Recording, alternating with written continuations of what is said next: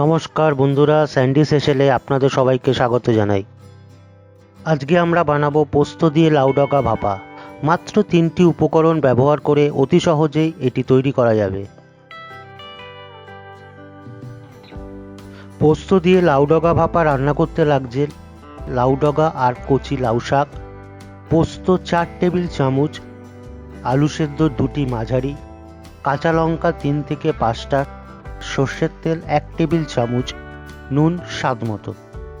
এবার একটা থালার ওপর একটা পরিষ্কার সাদা কাপড় পেতে তার ওপর বড় থেকে ছোট পরপর কয়েকটা পাতা সাজিয়ে নেব।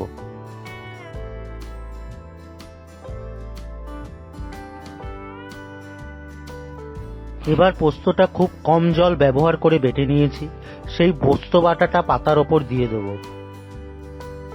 ওপর থেকে কয়েকটা কাঁচা লঙ্কা দিয়ে দেব। এবার এর ওপর বাকি পাতাগুলো আবার ছোট পাতা থেকে বড় পাতা দিয়ে সাজিয়ে নেব।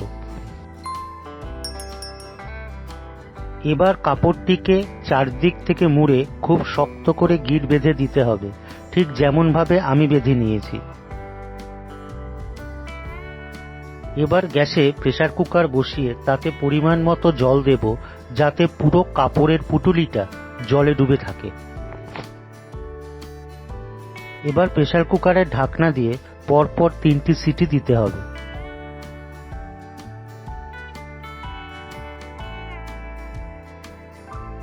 প্রেসার কুকারের ভাপ বেরিয়ে গেলে পুঁটুলিটি তুলে নিয়ে জল ঝরতে দিতে হবে।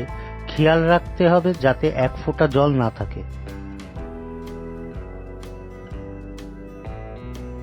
এবার ঠান্ডা হলে পুঁটুলিটি খুলে শাক একটি বাটিতে নিয়ে খুব ভালো করে মাখতে হবে।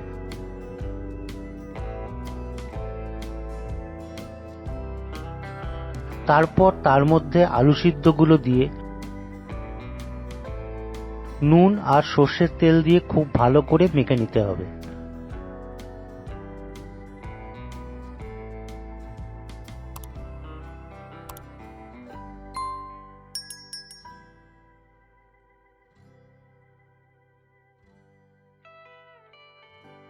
সব শেষে ওপর থেকে একটু কাঁচা তেল ছড়িয়ে গরম গরম ভাতের সঙ্গে পরিবেশন করুন।